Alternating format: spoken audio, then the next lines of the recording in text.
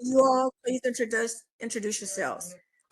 Awesome. Well, I'm Andrew Robertson. I'm with NVR. I'll be representing that group with this project. I believe Tyler and James are also on the call. We're partner up on this project. So what I'll do, I'll open up the presentation and kind of go through some introductions and the agenda, and then we can kind of start from there.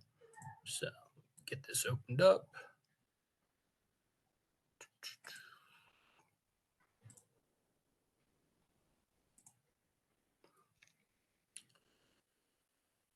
Can you guys let me know if you see my screen now?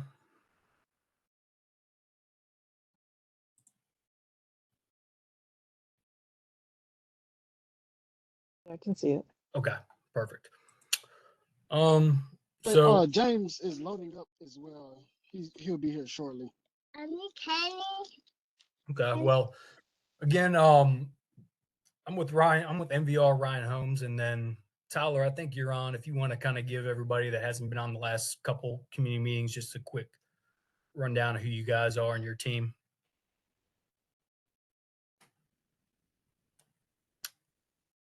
Tyler, you still there? Hello, can you all hear me? I got you now. Yeah. Hello? Can you all hear me? Yeah, Sorry about Tyler, that. We hear you. I can hear you. Yeah. No, Papa. I don't know if he can hear us. I'll keep this moving. I think when he gets back on, he can kind of share some information. But again, I'm with NVR, largest builder in the Nashville area. We have communities kind of all over the Middle Tennessee footprint here. Hoping to add one of these in Antioch, and we'll kind of get into this project as we go through the presentation here. Our proposal, it's a 180 unit community on Old Hickory Boulevard, Pettis Road. These will all be for sale units, 29 single family detached homes, 104 rear loaded townhomes, and then 47 front loaded townhomes. This is kind of the location of the project, and we can kind of see better once we get to the concept plan here. Concept plan. So this is the overall kind of site plan we were looking at, and we'll get into some of the changes and updates here in a second from the last meeting we had. But general overview, the front portion here is going to be the rear load or alley load townhome units. These have rear load 2-car garages. As you see kind of to the north of those above that red line, that's going to be the single family detached homes. Those will all have 1-car front load garages. And then the townhomes towards the back, those are going to be 2-story front load 2-car garage townhomes. These townhomes are set up for adult living. We have different features in these that would include wider doorways, bars and handles, getting into showers and things of that nature. Some of the aspects of the site, there is a stream that runs through. You can kind of see the stream buffer here.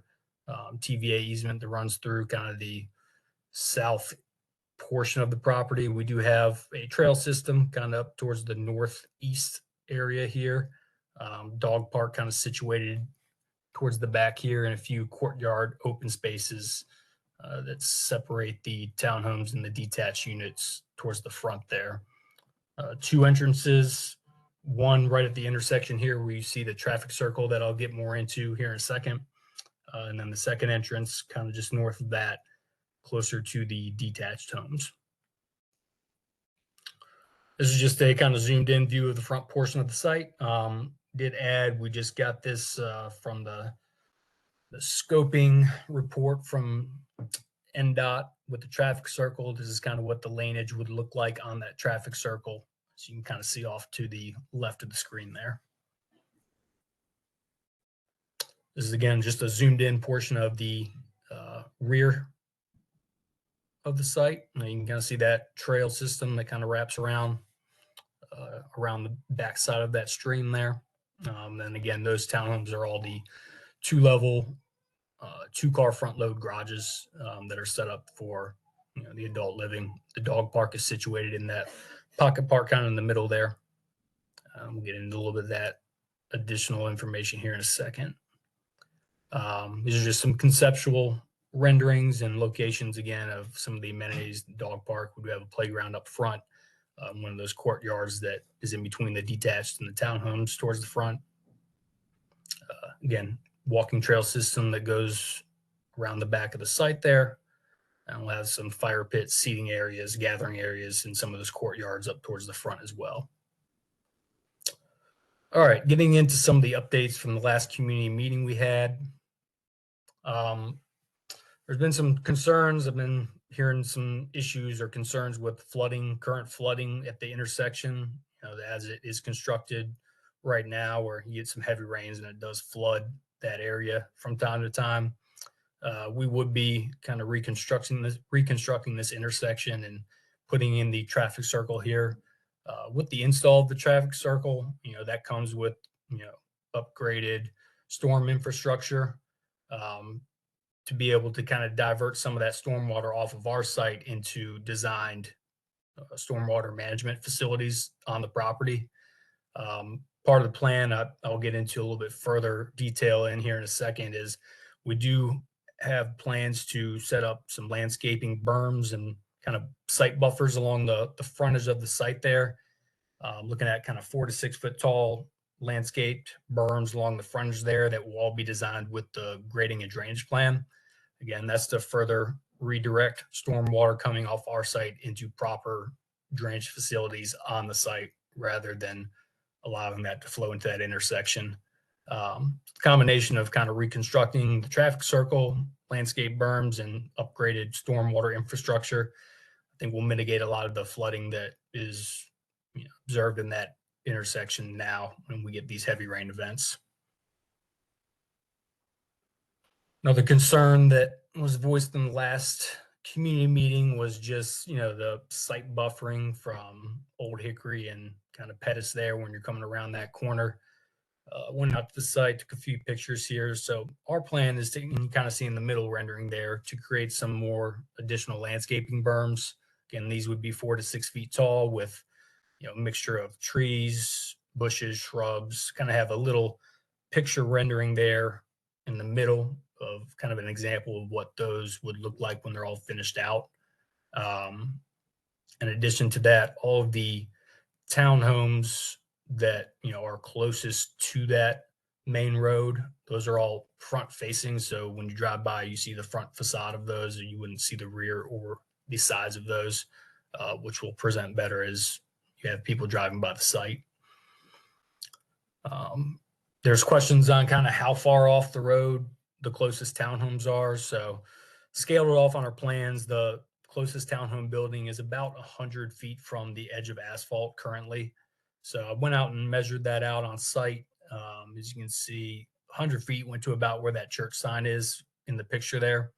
So that's roughly where the front of those townhomes would be in relation to the street when you're driving by. This is just an additional picture. This is taken from me standing right at the sign there out towards that road. There's a lot of questions on percentage of open space, how much open space, like what does this look like? So I just want to kind of provide just a visual of this. So, overall, there's 17.7 acres of total open space, which is 54% of the site. Out of that 17.7 acres, 14.8 of that acreage is natural open space. And that comes out to 45% of the entire site there. And within that 14.8 acres, 10.7 of that will be passive open space. That's anything outside of that stream buffer. I just want to kind of delineate the stream buffer area from the passive open space where, there isn't a stream running through there. I know there's been, concerns or opinions on, we say there's, a lot of open space on the site, but we have to have that because of the TVA easement. I do want to point out, we can construct roads under that TVA easement. In fact, the initial concept plan, we had about 50 additional lots, and just want to be mindful of the concern with density before we even had these community meetings. We removed a lot of those because we did have a road that kind of wrapped around the back of that stream buffer and had townhomes towards the back where that walking trail is. We did have a road towards the front, going towards that kind of bottom corner across the stream buffer and TVA easement, where we had an additional, I think, 3 townhome buildings up there. So yeah, I mean, a lot of it, you cannot build a house under the TVA easement, but we did have initially roads constructed going to additional townhome units. But again, trying to be mindful of concerns with density, we eliminated those before we even came to community meetings. So just wanted to put that out there in regards to the TVA easement on the site. And we get into more details on the product proposals. I know there's a lot of questions, you know, what do these look like? You know, what square footage, price points, things like that. So we're trying to detail as much as possible on the products we're looking at here. So I'm just kind of go in order from lowest to highest price. You know, coming out of the gate, the single family detached will actually be the lower price homes. These are more affordable homes, first time home buyers. I think Tyler and James, if you guys want to speak more to the products, your single family detached products, I'll allow you guys to do that now if you wanted to. I can speak on it. I mean, we're just, our homes, as stated, I mean, as you can see on here, between 12 to 1,500 square feet. They're going to be attainable homes for, you know, police officers, firemen, nurses, teachers, you know, and the price per square foot is equivalent. So our price per square foot is equivalent to like a 3,000 square foot home pricing at $770,000. So it will not bring down any property value. So I just want to let y'all know that it's going to be a quality product. We're going to have great fixtures, great. The designer that we have on the project, she does luxury designs all over Nashville. She does $2 to $3 million homes. So that we strive to do our attainable homes the same way, the same quality. So let's see what else we got on here. Yeah, I will point out that, I mean, they do have pretty nice 12 by 12 rear covered deck on these too, which, you know, is that's correct. Popular option on a lot of these detached homes these days. But I'll just kind of, we have covered deck. Yeah, we're gonna have nice countertops. It's gonna each of them will have a 1-car garage, and these are single family homes, so they'll be great starter homes for people. So, and that is in demand. I saw in the chat that someone mentioned that, you know, that we have a lot of houses, but we don't have houses at a attainable price point. So that's what I'm trying to provide for people in Nashville right now. So yeah, and just to James and Tyler's point, I mean, the starting price point looking at 325 to 365, somewhere in between there, which is, you know, obviously hard to find a single family detached home at that price point these days. Yep. And we will have some brick, depending on, you know, the homeowner, if they want to have brick. We'll have some with all hardy board. We'll have no vinyl siding, so it will not look cheap at all. So I just want to put that out there. These will be sleek. They'll be nice homes for sure. So. All right. Next product we have, this is kind of the next step up as far as price point. It's going to be the front load garage townhomes. These are the townhomes towards the rear of the site. These are standard 3 bedrooms, 2.5 bathrooms. Again, these are for more geared towards senior living. They do have a first floor owner's bedroom, as you can see on the floor plan there. Price point starting at $427 up to $459 as we sit today.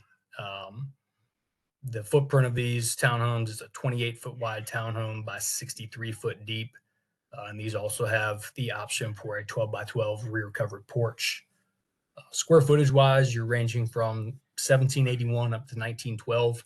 The main difference in the square footage there's an optional second floor study that you could add, which kind of boosts that square footage. If you're looking at the second floor plan here, kind of goes in this kind of open area towards the back left of that second floor plan.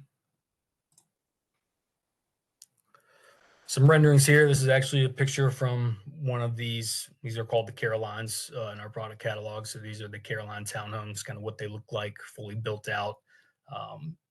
Same as the detached homes. These will all be hardy siding and stone water tables wrapped around the entire townhome. Have some renderings here, the rear and the sides. Just want to point out on the rear here, our picture library, I didn't have a picture of it, so I want to try to show this with the kind of little markup there to the right. We would wrap that stone water table around the entire back as well, just to make sure you have that somewhat of a stone facade on all four sides. And as you can see, that rear picture does show that optional 12 by 12 covered porch. Some pictures here of the insides of some of these Caroline townhomes. Nice open floor plans. They are spacious. They have nice owners' bathrooms here, large walk-in closets, nice kitchen cabinets, and granite or quartz countertops. So quality finishes on the inside of the homes as well. And we get to our third product. This is our higher price point townhome. This is going to be a 3-story rear load garage townhome. It's 2-car rear load garage. These are 2,237 square feet, 3 bedrooms, 2.5 bathrooms. These are going to start right now. We're estimating 500,000 price point. These are 24 foot wide by 38 foot deep, and they do have a deck option off the back of the second floor there. This is the front elevations we would propose. We do have several elevations of these townhomes. We have some with stone on the front rather than the brick. We kind of wanted to be coherent with the detached homes, which is why I chose to show the brick front elevations here. But the siding and brick colors, that would all be selected from one of our color palettes. So that'd be something if we get to the point where we're reviewing specific product, architectural, design and colors, we would, make sure Community and Metro would be good with the color selection we're using on these townhomes. Sides and rear, again, the side and the rear would be wrapped with that same height brick. It's almost brick up to the, call it bottom of the second floor. And that back deck is an option, and that brick would wrap around the backs of these townhomes as well, right to the bottom of that rear deck. And again, some interior pictures of these townhomes as well.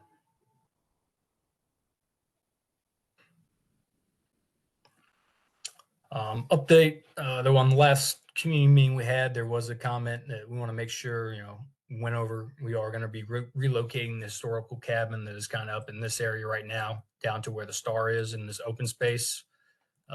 We would set that back far enough so we could provide parking in the front there of the cabin. Just want to add that note as well. There's some more information on the historical cabin. This was an update from the last meeting. But for those that weren't on that meeting, there is a historical cabin on the parcel, one of the parcels that we'll be building on.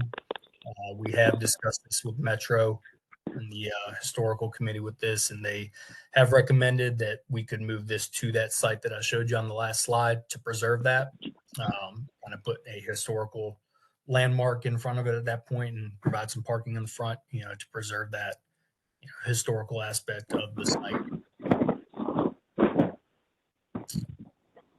Traffic circle, again, this is another update from last time, but we did take in consideration the comments from, I believe, was the first community meeting, and we did enlarge that traffic circle at the entrance there.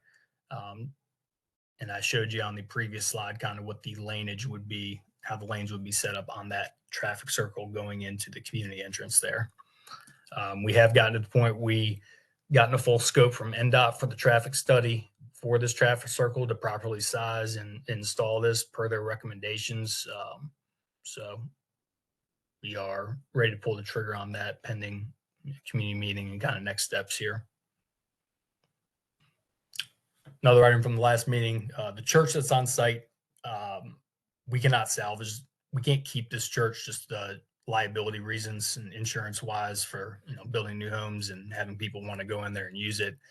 We did explain in the last call that we've spoken to some local groups and we could salvage items from the church, plumbing fixtures, light fixtures, millwork, doors, appliances, furniture, whatever else the community wanted to salvage from the church. We could do that, but we cannot keep the building on the site as is. That wraps that up. And I just want to add, I really do appreciate the community. I know you guys have put in a lot of time and thought into some of the responses we've gotten even in between these community meetings. So I definitely respect where all of you guys are coming from. And I understand, your concerns, and we are trying to address these as much as possible. So I do appreciate the outreach and the recommendations that we have received from the community to this point. So I would like to just open this up and kind of go through the chat as well and open up to any questions or comments or additional concerns here.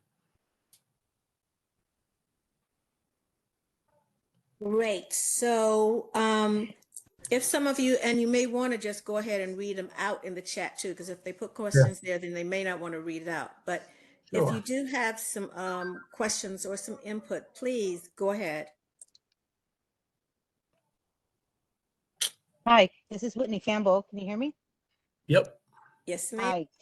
Hi. I'm coming into the meeting a little bit late, so I'm not sure what was already said, but the main concern I have with any kind of big development project like this is that, yes, it's great you might be putting in a traffic circle and that helps the traffic circle itself, but our roads are not geared up towards, to receive that many more vehicles. And that's a big concern that a lot of us residents have already, is that we're pretty much on one lane roads in some places with no shoulder, no ability to have safe traffic. And I don't really even know what my question is. It's really more of a concern of just in general of putting tons and tons more houses on lanes that were not meant to have this kind of high development.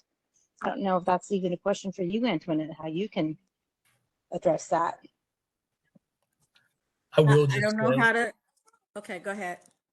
I will just say we are going to conduct a full traffic study on, the site. And again, NDOT has sent us the scoping for that and has identified intersections all around this site for us to study with that traffic study. And, they're going to give us recommendations on how to construct a traffic circle. I mean, they're also going to give us recommendations on, hey, if you do this, you will have to possibly widen this section of road.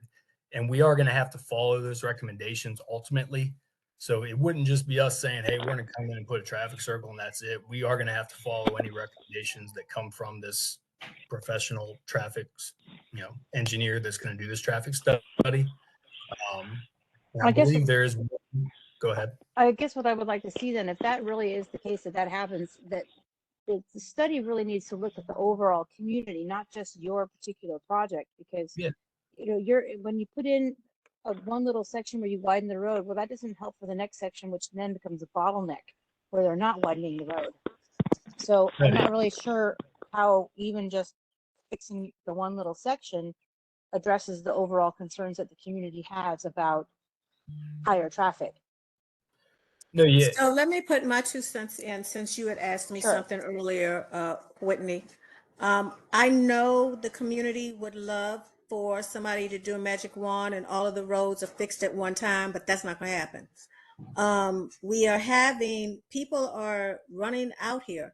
We have not been having as much building, let me say, in this area as some more areas, because we have kind of held it back, knowing that our infrastructure isn't where it should be and that you can barely get in the road in some of the places now. And the cut through traffic with people cutting through the neighborhoods to get from like Bell Road to 24 or whatever, that's happening. What we may have to do with some of this is decide what we want and how we can get it and how we can get it to look like we want.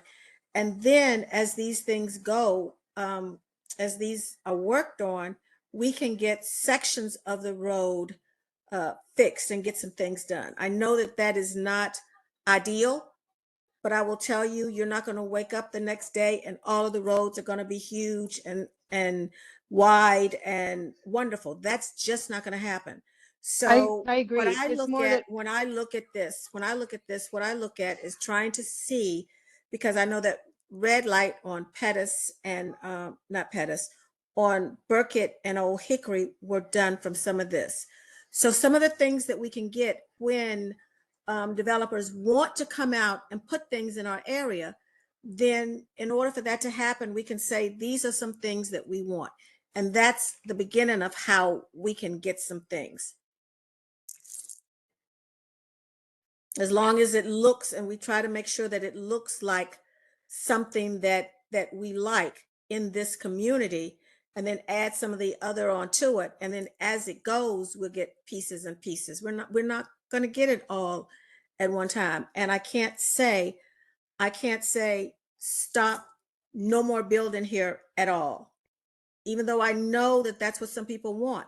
I just can't say no building at all, never, because we like our area.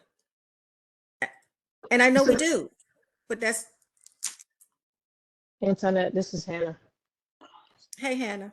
Hey, I just wanted to say I absolutely understand what you're saying about things not happening overnight, but we do have a couple of neighborhoods that are looking to come into this area, builders and developers that are next to each other.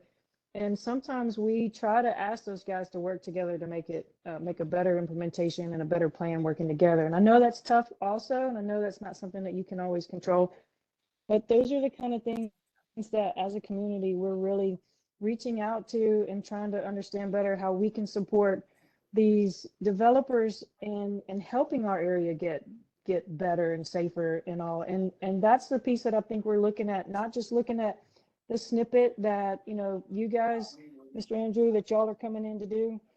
You're right in the middle of a major pass through that's going to affect, you know, at the end of Battle Road or Burkett Road, I'm sorry, and also 24 right there. So those are the things that we're struggling with as community members, having access to these places for our safety. And I know that you have a snippet of an area to fix, but anything that you can do to help any of these other places and look past your area is what we're looking for. It's important to us. We're here day in and day out. We're here 7 a.m. one day to 7 a.m. the next day. And that's what we're struggling with. When we need it, what do we have? We don't have anything to go around somebody if there's a wreck on Burkett Road, when there's ice on the road. We're stuck on Burkett Road. We're stuck on the other end at Pettus because it's straight uphill. We're stuck on the other end of Burkett, Old Hickory on the other side. Those are the things that we need help with, and we struggle to see all these new places come in and only fix a piece of it when they're not looking at the big picture. For us, we want to support you guys. We know we're growing. We know our area is important. We know that it's wanted, and we're okay with it growing. We just need to feel comfortable in how you guys are wanting to grow it. Yeah. And listen to us in that aspect. I So- like your design. I think you've got a ton of houses smashed in together. It doesn't signify what Cambridge is, which is trees and landscape. You've got houses galore. So I want you to look at that and think about how you can incorporate more trees and restructure the units of houses that you've got there. Yeah, hey Hannah, this is James. I'm James Crocker. I'm one of the developers on the project. I actually live in this community. I'm a community member. I live in Burkett Place. My kids go to Ezel Harding, so I drive through there. I drive past there all the time. You know, I know that when it's accidents, it was a 4-car accident like a week ago over there, right there at the intersection. We're trying to we've made a lot of changes. We've been working with the community, making a lot of adjustments. And we're willing to work with the community. We've been trying to work with the community. I live in the community. I live here. Like I said, I utilize it every day. I cut through there. I cut through Whitmore and go that way every day, picking up my kids from school. So we're trying to work with the community. I live in the community. and we want the best thing for the community. So I actually think the roundabout will be great. And I know somebody else that lives right by that roundabout that says that we need that roundabout. It's going to help out that intersection. But I hear mixed signals. You know, I'm seeing in the chat that some people don't want the roundabout. So I'm actually kind of confused about that. I almost think we need to do a poll and see who wants the roundabout and who doesn't. I know if we have the roundabout, what was that? If we do the roundabout, we do need. Okay. I'm sorry, I can't. Somebody's talking. Yeah, somebody is coming in and it's not coming all the way. That's why he keeps talking. We can't hear you. It's almost like an echo. Yeah.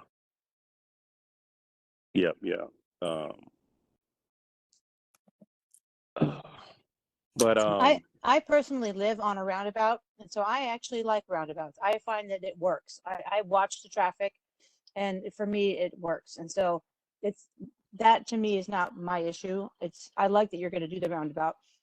You know, what I hear is that from what you're saying, Antoinette, and what everybody else is saying is that we can't really stop development, but we can press for at least as minimal amount of development as possible, minimum amount of houses. And I know you guys need to make your money to do this, but we don't want townhomes. We don't want high density housing in a rural area like this.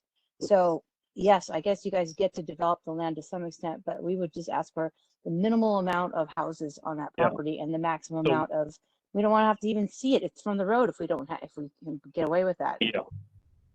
So we from our initial plans, we cut a lot of homes out. Andrew, you have that slide? I don't know if you had it in there. Yeah, I mean, we had about 50 more townhomes on it when we first started. So after our first community meeting, we cut it down about 50 homes. It's several places that we could have put homes that we're not putting homes, even on the other side of that stream. So we cut a lot of homes. We got it down to a point where we can, we need to make the project pencil to put a roundabout.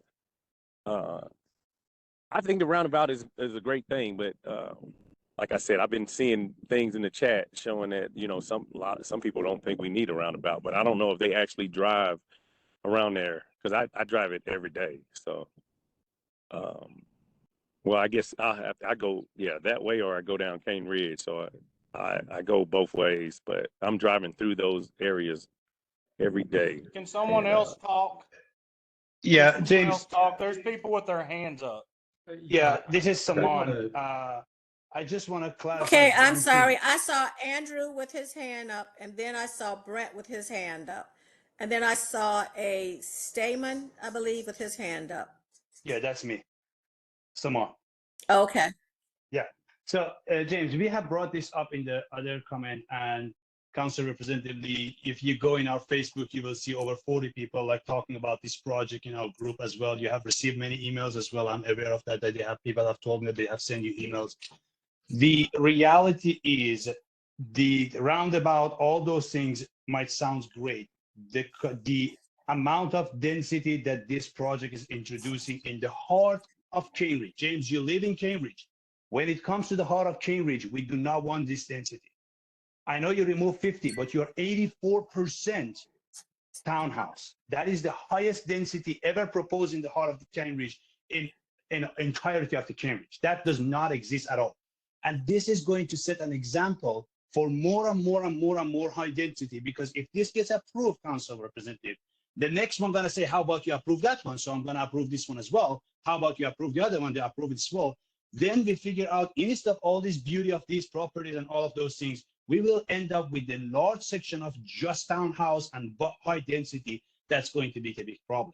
Our first problem with this project is the significantly high density, 5.5 property per acre. That if you would have come to our meeting on Monday, you would have seen how many people have written in their conversation with the city that we do not want that many number of property per acre in any project. So that's our voice and our voice. I totally understand you have to make money, but that doesn't mean that we have to destroy Cambridge because people want to make money.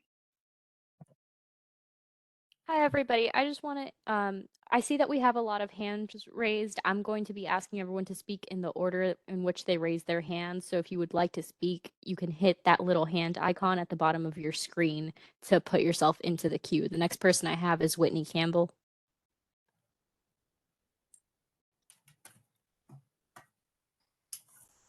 No, Whitney just I didn't think take I her. did. I think I just didn't take my hand down. So All right, I'm going to lower your hand then. yeah, Dustin? sorry about that. Oh, yeah, thank you. Yeah, I agree with everything that everyone's saying that the density for this is outrageous. But even if the density were not there, one of the concerns I have is that the roads leading into and out of this specific area have been getting worse and worse as more and more development occurs. It's actually a pretty dangerous area to drive in at this point, and especially as development's happening, there are these giant trucks going around it. It's a really small, curvy road, and if more developments keep getting added, fixing the road becomes nearly impossible because there's not the room to do it, and you can't. The only way they're going to fix it is to widen it, straighten it, do things like that. You have to do the infrastructure first.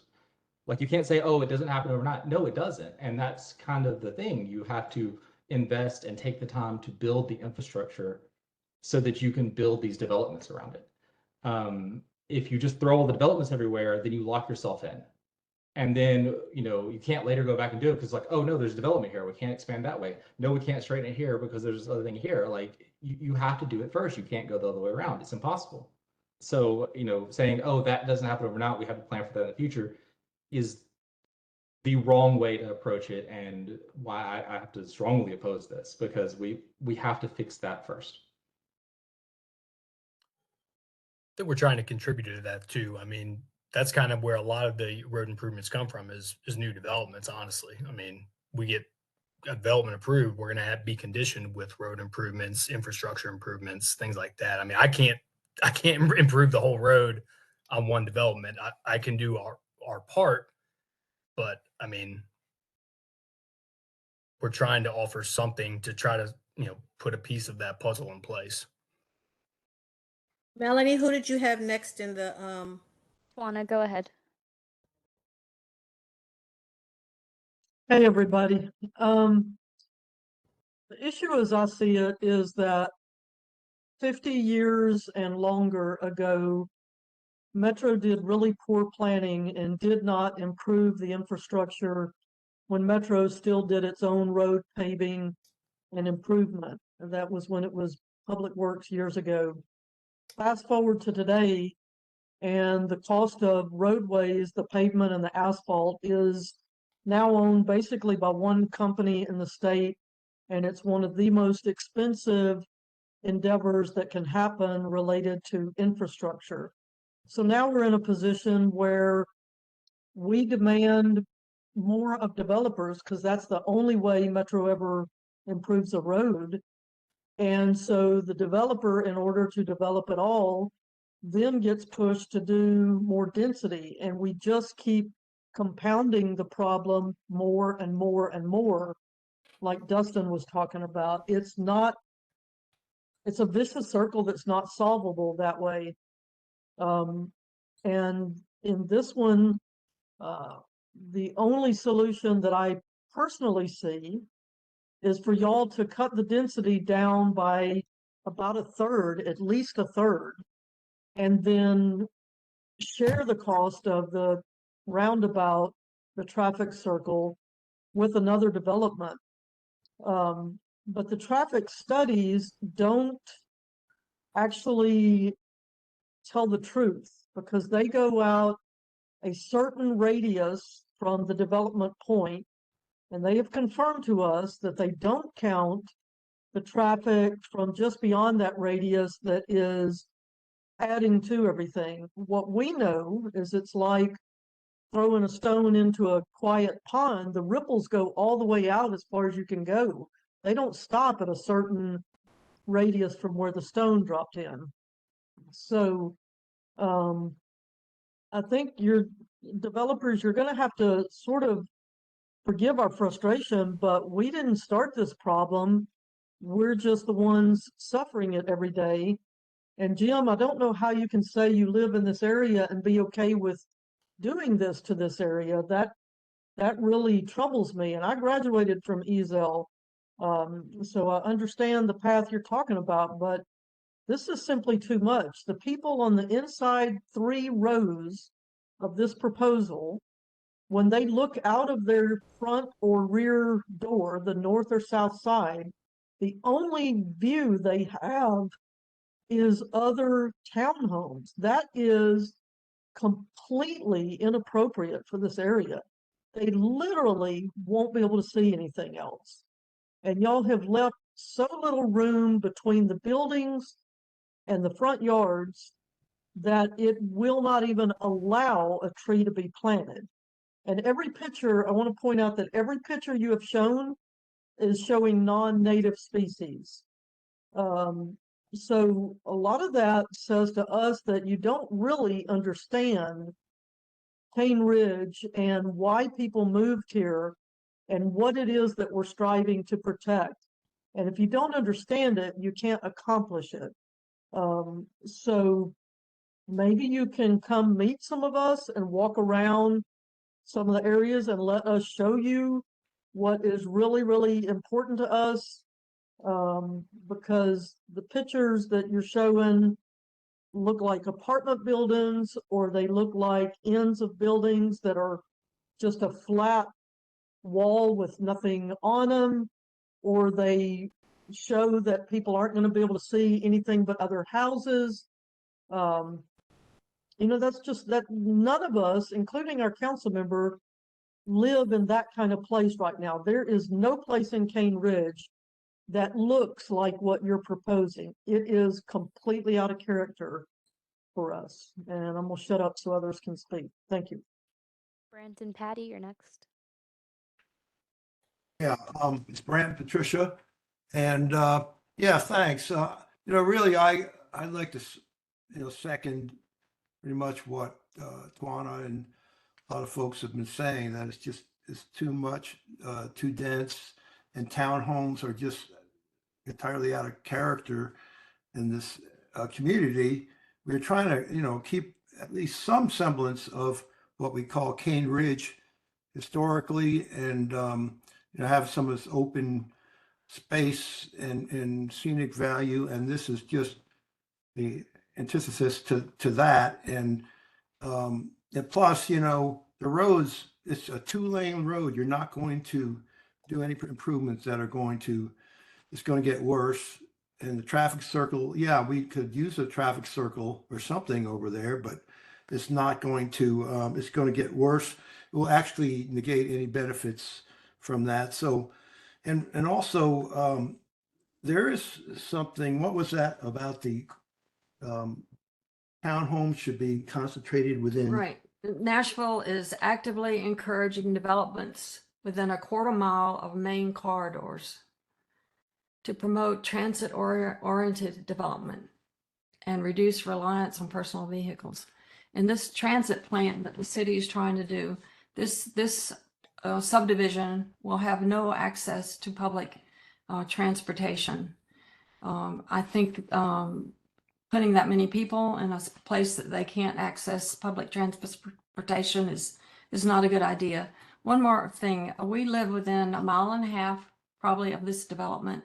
In the 28 years that we've lived at our home, 3 people have died in front of our house. 3 different wrecks have killed 3 people because the road is so poor. And that's over a 28-year span. The roads have not been improved since then. There's no shoulder. They're very dangerous. And we don't necessarily want to, most people moved here, we moved here, and I know a lot of people before development started coming in heavily for that character, and we're okay with having, 2-lane roads, and they're not meant for these types of large developments, one upon the other. It's so that's just, so we agree with that it's too much, and especially before there's infrastructure in Nashville to maintain it. But we think this area should go back to more of a rural designation. This area is right next to us and there's no reason why suddenly it should stop. It needs to be the big picture. We need to keep Cane Ridge more.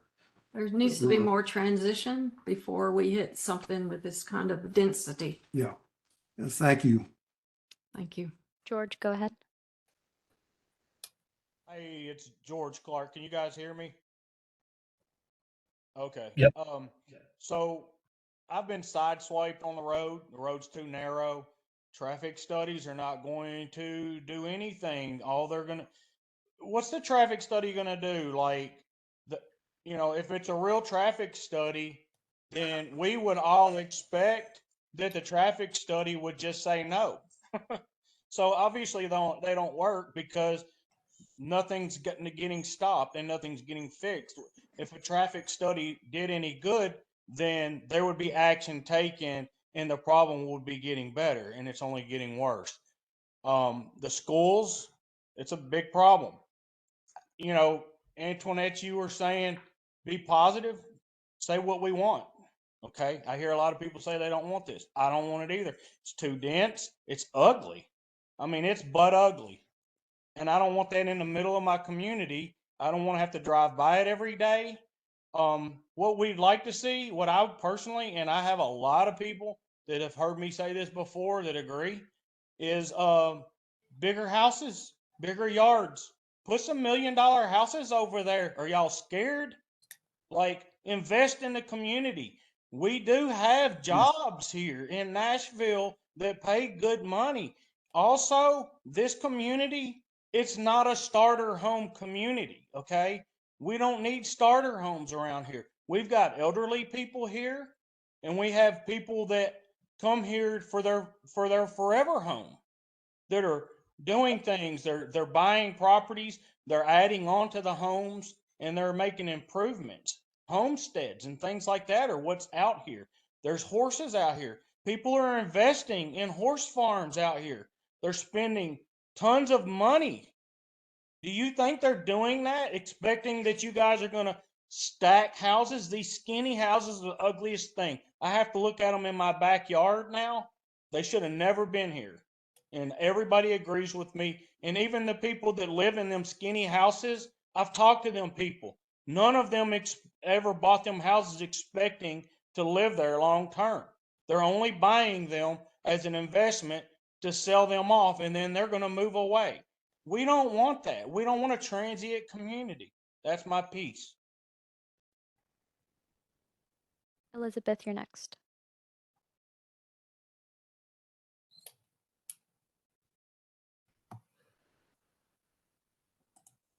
Elizabeth? Okay, can you hear me? Yes. Okay, so my problem is that I never see anything about environmental impact reports. I never see anything about stuff being done, about seeing if there are rare plants, if there are rare animals. We are not doing any of that. And we're just acting like this is a done deal. And the thing is, it's not. Like, you have to hear from us. And sometimes what you're going to hear is no. No, we don't want this. Like, this is a biologically diverse and unique place. It is the Tennessee Valley Cedar Glades. We have animals and plants here that only live here, in this one place in the entire world. I see nothing. I see absolutely nothing taking that into account. I see, and as Swana said, like, you guys are going to plant trees, but they're not native trees. Are you going to plant what's good for pollinators? We are having 100% hive collapse. Like, these are problems that we are having, and we can't just keep going and act like the stuff's in a bubble and you guys just keep doing what you're doing, because it's not working. And that's my piece. But yeah, thank you. Thank you for your time. Richard? I'm calling in with everybody else, and I would like to welcome everybody to your golden years where we don't have to worry about all this. But it seems like we have to get together every what, month or a few weeks to do this, and we have to constantly watch. And I just never remember doing this. I'm from Nashville, and we bought our land back in the 90s, and we built on it in the 2000 is when we built. And we built out here just like all the rest of you. We loved the area, quiet, beautiful, farm-like. Everything's got to change. I understand. We all understand. We're old enough to understand. It's not going to stay the same. It never does. But you have to do it. It seems like they've spotted us over other areas of Nashville. Like you don't see this happening in Brentwood, and you don't see it happening in Bellmead or Green Hills or other areas. Seems like they found this area of Cane Ridge, Antioch, and they saw all this farmland, and they were like, yeah, it's a cash grab. And I'm sorry if that hurts the developer's feelings, but he knows it. He reports to his boss. His boss is saying, what's the bottom line? What is, it's money. And that's what they're doing. The infrastructure is going, the water pressure is already dropping so low. The electric, have you guys not noticed? Every time we were here, we've been here for 25 years. We've never had, back in 2010, when we had the horrible flood, our electricity stayed on. Now, if it's a shower, the electricity goes off because of the substations. They're not rebuilding. They're not doing what they're supposed to do. And all they do is like, well, we'll put these houses in, we'll do this, and we'll get out, and I'm sorry, Antoinette, but you said you can't say no, but you're going to have to learn to say no, because that's what we all want. That's why we voted for you, is for you to represent us. And I feel like we're not being represented, and that we have to all come together and take time out of our days to fight these things every month. It seems like a new developer's moving in to do this and that and the other. And I noticed the one down here on the corner of Old Hickory and Burkett at the red light. The guy's got that property up for sale because he was wanting to put, I forgot how many units in. Tawana, you can chime in if you remember, but we all got together 2 or 3 times, and finally, I guess it was so much of a headache, he kind of just gave up. But they're not all going to give up, and so it's just it's a broken record with us. We get on here and we talk the same thing every time a developer wants to come in, and everybody knows apartments are transient people. There's nothing wrong with that. We were all there when we were young. You move into an apartment, you start off, but it's a starter place, and then you move on. And then you move on to a house, maybe a townhouse, maybe a starter home. But These then are townhomes. These are not you're not going to stay there. You're gonna move to somewhere else with your family. And the apartments they put down here next to 24, I mean, the police reports that we get, I don't know if you get that Southeastern alert thing. It's always a robbery, a burglary, break-in. There was a shooting the other day where the guy was shooting at these guys were breaking in their car. It's just crime. And I know there's crime everywhere, but it is, Princeton did a research on it and released a paper, and you can read it online, and it talks about apartments and close, I'm sorry, I'm getting messages, apartments and things that are transients. There's more crime, more drugs. The cops can't get there fast enough. Just like you said, ambulances have trouble finding the right, and especially in this place that the developers are looking to build. They all look the same, cookie cutter little townhomes and apartments. And I saw where they were wanting to put a 5-bedroom apartment. um, apartments in? Is that not Townhome, five ridiculous? bedroom townhome. We took that off because of the comments. So I know you Well, guys don't want comments, five it's bedroom just common townhomes. sense. Yeah, it's nuts. And But I mean, some people would not to want a mention the five bedroom townhome. schools. I mean, where are they going to go to school? You've got to think about, and if you think about the traffic, well, you're going to double or triple every one of those units are going to have multiple people with cars. So you're just adding to the problem. The roads already suck. Yeah, that's just the way it is. But the infrastructure for us who live here is going down the drain. And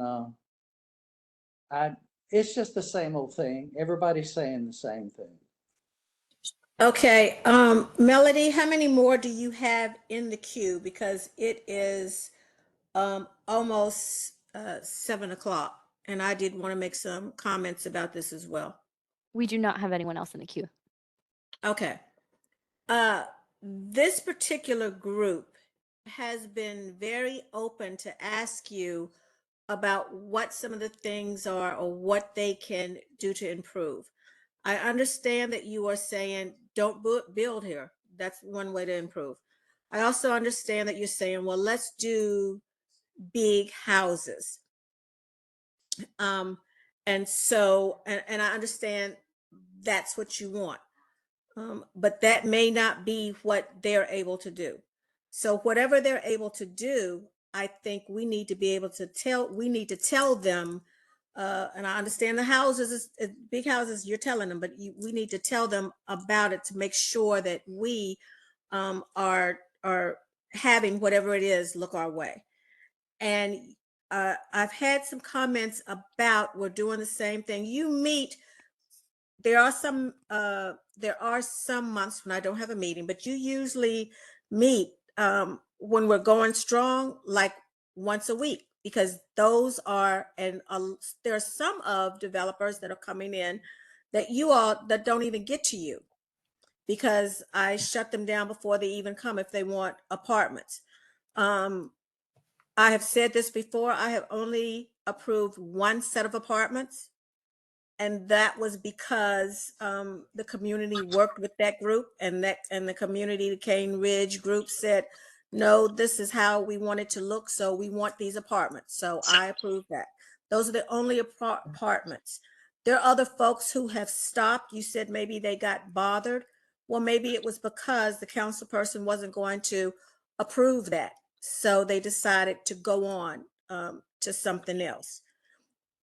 So if you count up, probably on one hand, maybe two at the most, maybe one hand, for the close to 8 years I've been in here, how much building has been approved by us. Now, a lot of it was approved before I came in and stuff going up, and I didn't know.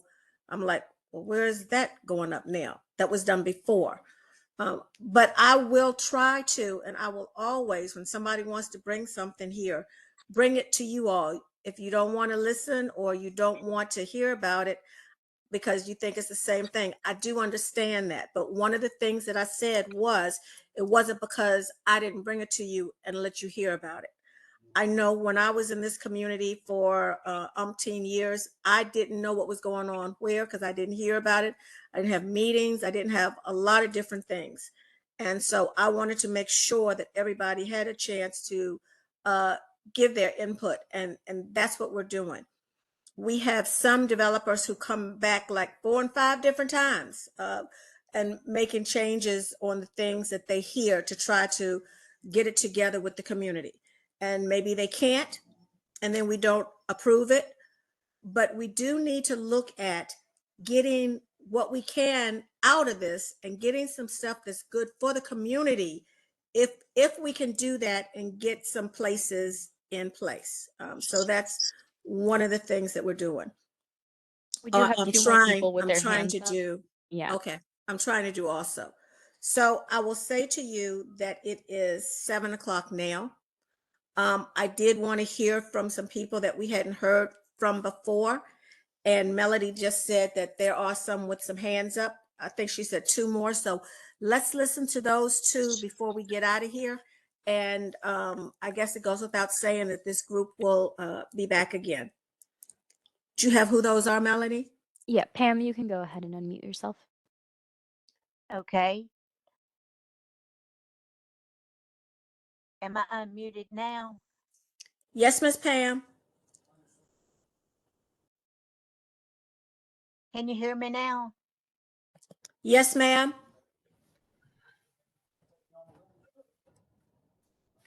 We hear you.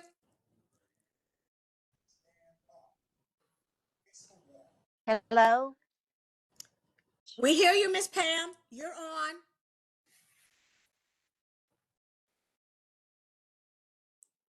Yes, ma'am. Can you hear me now? This is Pam Hall. You can? Okay. All right. Yes, ma'am. My name is Pamela Hall, and I live at 14016 Old Hickory Boulevard. And my property is involved in the housing and apartments, whatever they're going to build on my property. And all these meetings are fine, but the reason why I need to sell my house is my husband and I are elderly, and he's sick. He's in rehab, sick all the time. My house needs a lot of work. And that's why that's my purpose on trying to sell. And I understand all these things that are going on with the infrastructure and the water and everything. But basically, I just need to sell my house. And it's, like I said, we are elderly and my husband is sick. He's been sick for a long time. And that's my purpose of trying to sell my house. Thank you so much, Miss Pam, for sharing that with us. Miss Go Melanie, do ahead. you have? Yes, ma'am. Thank you so much for sharing that with us. Miss Melody, do you have another hand? Yeah, Twana, you can go ahead and unmute yourself. Hey, Councilmember Lee, you touched on several things just now. One of the ones you brought up, you kind of are perhaps inferring that you told the developer, which would have been Mr. McVicker, that you weren't going to move forwards with that. I hope I'm reading that wrong, because that's an example of one where the community worked with the developer. It's on a major thoroughfare, and we worked it out in a way that was going to protect all the environmental concerns, the adjacent neighborhoods, be a nice transition. So there are times that I think the community reasonably supports density. They did that over on Old Franklin as well with the apartments across from Century Farms, because in that instance, that made sense and it met all the criteria that Metro was asking for. We really try to do our part, but in instances like this, where it's on the interior and there is no public transportation and there are no major thoroughfares, to Ms. Hall's point that she has needs that need to be met also. And if you're asking for solutions and what the community could maybe get behind, would be if there were a large horseshoe type roadway that enters through the Halls part of the property and comes back out at the traffic circle. And you have very large lot houses on the Hall property side, the north side of this, that are, even if they're 1 acre, would be pretty big by most people's standards, with big, nice houses. And then maybe you have some townhomes tucked away in the back, and then maybe you have the age in place style stuff scattered out in the front. But it would have to be, as I said earlier, in my opinion, about 50 to 65, 70% of the density that you're looking at now. I hope that the developer can understand what we mean by you're not seeing what we see. I know we all have on rose-colored glasses here in Cane Ridge, but we get to enjoy that rose-colored view every day. And for you to tell us that it should be okay for someone to look out and only be able to see other 3-story townhome units is just not ever going to fly. So my request is you do the environmental study, the environmental impact study, the detailed one, the detailed version of that you look at whether y'all can do larger lots on one side of it. I know you still have to do the metro required roads that connect through the back, that you reduce the townhome density to just a very small little reasonable number, because townhomes, especially this monstrosity size that look like apartments, are just not appropriate in here.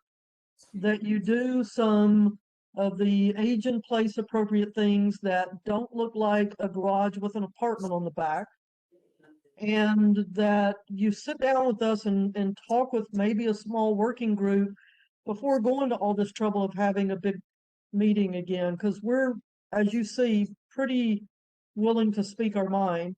And I do think that you're going to have to share the cost of that project with one of the other 7 developments that is occurring up and down the same stretch of roadway. Some of them are in District 31 and some are in 33, which also puts our council reps at a disadvantage. So those are my starting asks.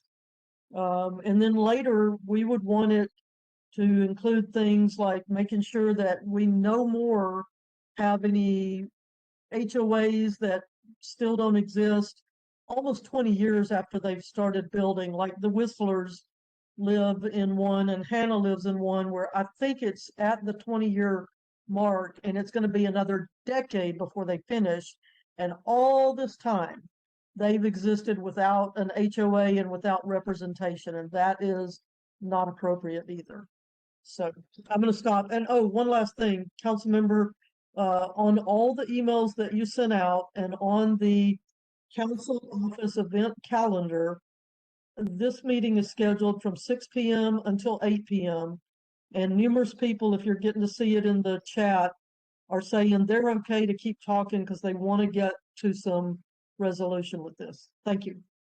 Thank you. The original meetings were an hour. We've always had it an hour. I think a mistake was made at sending them out when somebody thought that they lasted longer. They last an hour. And Can I just what you were address? saying before, Tawana, about McVicker's project or something, I don't know. What I was talking about was only one apartment ones that have been approved, and the other that wasn't approved was not his. So I'm not sure what you're talking about, but that's not what I was talking about. But there are other things that have kept coming that we have not approved. Lots of them that have not approved. I just wanted to address. Was that Andrew?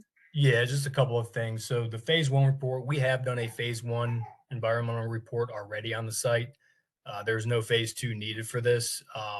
That doesn't typically address, native species and plants and what we'd plant in the front landscaping buffers. I mean, obviously, if we get to the point, we could definitely, meet that request and have anything that we did plant be a native species.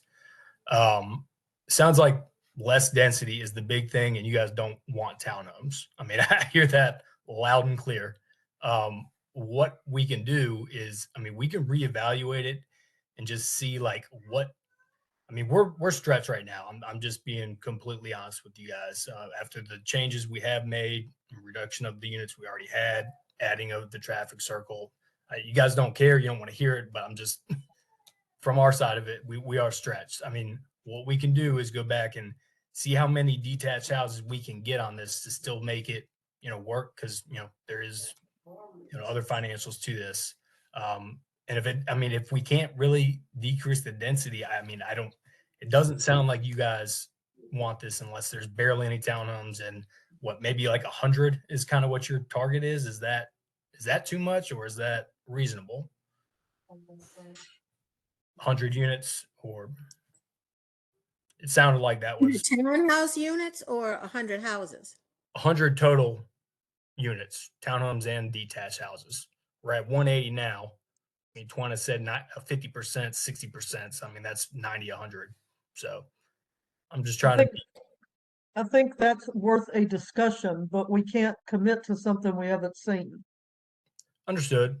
It sounds like way more detached houses. You don't really want the townhomes. If we do have townhomes towards the back, we don't really see them as much. And that's really the gist of it from what I'm gathering here. I mean, that's what a lot of these comments are based around, is the density. So I hear you guys loud and clear. I mean, we And understand. this is also taped so that you can play it over to get what some of those suggestions were, because Yeah. you did have some main suggestions that you might want to see how they work in there just as well. Mm-hmm. Definitely do that. Drew, All right. I personally want to say thank you for at least like caring for what, like not saying that this is it. But I just want to also give you another suggestion when you're going to go reevaluate your plan is one of the many comments that came out in all of our conversation outside of this meeting, because Cambridge talks, right? We are community, we talk to each other. Yeah. Is that this project, if you look at it, it is designed around house. It is not designed around community. So as an example, by all the way down the end of, I think it's end of Old Hickory, basically when it's close to Bear Road, there's another person that came and proposed a solution. And if you look at their proposal, it's designed around community. So what it means is that if they have a community group, community place, all the buildings goes around it. That's exactly what you see if you go to Franklin or something, that the buildings are built around that center of community to build that relationship and connection between each other, which makes the people who live there to get to know each other and value the area even more. Look at that. That's something that also is not the characteristic of your design. So if you're planning to design, I strongly suggest and ask, reevaluate that one, think about that one in your design, how it can be centered around community rather than just be a basically area of the building. Understood. Okay. I really appreciate that. I hate that it's always near the end of the meeting when really good suggestions, instead of just what we don't want, come out. But that was a really good piece that really hadn't come out before. So as you look back, I hope you get some of those, and the horseshoe going in as well, because we had talked about one way in and one way out as well. So I hope you can listen to it and get all the suggestions, and I think you'll find some really good ones in there. Councilmember, I will say that it always takes some time to get the rhythm, and that's one reason that an hour is really too short, because the best work is generally done starting at about 45 minutes in. Well, I appreciate that. I will think about that. I probably, because as often as we have these, as many people come, I am not really into, I think, looking into 2 hours. We almost always run over a little, and we started a little late with people getting on. So I will think about that, but just to be honest with you, Tawana, I'm not crazy about as many as we have of the 2 hours. So I don't know how we can get to speed that up so all of the good stuff will come out instead of the other coming out first. But I do want to say to these developers, you all have been very, very open, and I really enjoyed working with you because you have been very open. And even when you talk to me about things, your first thing was like, well, what do they want to see? What do they want? So you have been very open about actually trying to make some changes to help with the community. And I really do appreciate those of you in that live in the community as well. So that is a big piece as well. And so I want to thank everybody for being on here. I want to thank Melody for doing that count for us so we can see who's going next and all that type of thing. And if you look back on, and she put the information in the chat again, if you're not getting the emails, because if you do get the email that had all of the different meetings on it, when you went to the bottom, you also see how to get to the recording. If you want to go back and look at this again, to see what some of those suggestions were. And I just want to thank everybody for taking time out. I know we're talking about 2 hours, but I know this is a big hour when some of you may be doing dinner time and other things as well. But I do want to thank all of you for being on here and for viewing your concerns and your input. And thank you for those that had suggestions as well. Okay. I guess that's about it till next time. Thank you, everybody, for Thank being you. on here. Thank you so much. Thank Bye-bye. you.